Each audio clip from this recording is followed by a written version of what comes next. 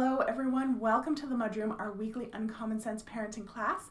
How are you? Woohoo, we are at the end of February, y'all. 2022 is like flying by. We have been busy around here updating ParentAbility. My kids are finally all back into the swing of their extracurricular activities. I've been solo parenting for the past couple of weeks, so thank goodness school is in session. I had an amazing coaching call with the Mom Halo recently. I am a Mom Halo scholar this year, so it was a lot of fun to chat with some new faces and solve some problems. All good things. All right, let's get into our topic for today, which is the difference between a therapist and a coach. Many parents will ask me this question when they're considering joining ParentAbility. If your child has therapists, do you still need a coach? If you have a parenting coach, does that mean that your child doesn't need therapy? As with most things, it depends. So I wanted to take the time to walk you through what those factors are and hopefully help you determine where to start seeking the support that you and your family need. Before we dive in though, allow me to introduce myself. Hey, I'm Allana Robinson. I'm a parenting coach for parents of toddlers, preschoolers, and kindergartners, and I help you understand why your children are misbehaving and how to fix it without yelling, shaming, or timeouts. I'm your host here on the MudRoom. I'm also the host of the Parenting Posse Facebook group, and I'm the creator of the ParentAbility program, where I help you raise well-behaved kids of your own. If you're new around here, make sure that you like and subscribe so that you never miss another class. We do these every week on Wednesdays. All right, first, let's define what a parenting coach does. The term coach actually tells you a lot. Think of a basketball coach. What do? They're an outside perspective that watches what is happening on the court, and they help the players make decisions and call the plays. They personally don't participate in the basketball game. They sit on the sidelines and they analyze what is happening and they make suggestions how the players could improve to increase the likelihood of winning. When there isn't a game going on, coaches educate their players, debrief about what happened during past games, run practices, and they strategize. And this is almost exactly what a parenting coach does too. I'm there to take a look at what is happening with your child's behavior, analyze what's working and what isn't, educate you so that you have the knowledge to adapt in the moment, and create a strategy for what you'll do next time. I'm there to help you consistently improve, adapt to new challenges, and ultimately win. Just like athletes, parents tend to get stuck in their own heads. If you've ever watched a sports interview, you'll hear the athletes talking about how the pressure gets to them and they start to overthink and hesitate, and that ultimately costs them the game.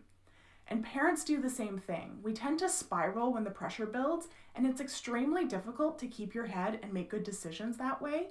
Just like a player in a game, we're often too close to the action to have an accurate view of what's going on.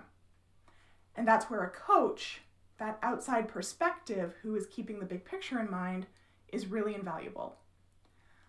I get the information that I use to do all of that from a bunch of different sources, but mainly from you as the parent. However, there's some information that you may not be able to provide, and that's where therapists come in, as well as teachers and doctors. Now, there are lots of different kinds of therapists, but when I'm talking about kids, I'm mainly talking about occupational, physical, speech language, and child psychology therapists. These people are highly educated and skilled healthcare professionals who are charged with diagnosing and treating various aspects of your child's health and development directly. Their job is to interact with your child and treat your child directly and give recommendations to you for changes that you can make at home, strategies you can use, and exercises you should complete in order to resolve whatever challenges your child is facing. And they are vital members of your team because they have the clinical tools and knowledge to look below the surface and see what those of us who aren't healthcare professionals can't see with our naked eyes. They generally see your child for short appointments or sessions over a period of time to treat a specific issue. So a coach is there for you, a therapist is there for your child. Okay? It's not uncommon for a new client of mine to come to their onboarding sessions with a list as long as their leg of recommendations that their child's therapists have given them. And generally they're in a complete and total panic because they don't have any idea how to do all of this stuff. Like their doctors, teachers, and therapists have combined given them a list of like 84 things that they need to address daily. And there's no way that I can do all of these things while also, holding down the household, interacting with their other siblings, let alone a full-time job. So part of what a parenting coach does is look at all of those recommendations, all of those sources of information, and uses those to help implement the strategies they suggest. If I know that your child is receiving speech therapy and their speech pathologist has given you a bunch of different exercises to do daily, I can help you find opportunities to incorporate those into your daily routine and activities that you'd be doing anyways. Like one of my clients currently has a little guy in occupational therapy, and the therapist gave mom 12 exercises he needs to do every day. And prior to working with me, she was having to set aside 3 hours of time every day to work through them one by one. Not surprisingly, her son was not having it, and he was absolutely refusing to participate. But I was able to look at that list and make suggestions of how to modify the activities and tasks that they already have to do, like getting dressed, bath time, meal times, regulation breaks, so that those exercises became embedded into their life, which means mom was much more consistent, which means he's made a lot more progress faster. All of these reports and diagnoses and goals and strategies from these healthcare providers are data that I use to inform the strategy that we come up with. Now, the flip side of that scenario are the clients that start with me first. This tends to be the more common scenario where a family is experiencing a behavioral challenge they aren't sure how to navigate. So we begin working together to support them in making changes that will address those challenges.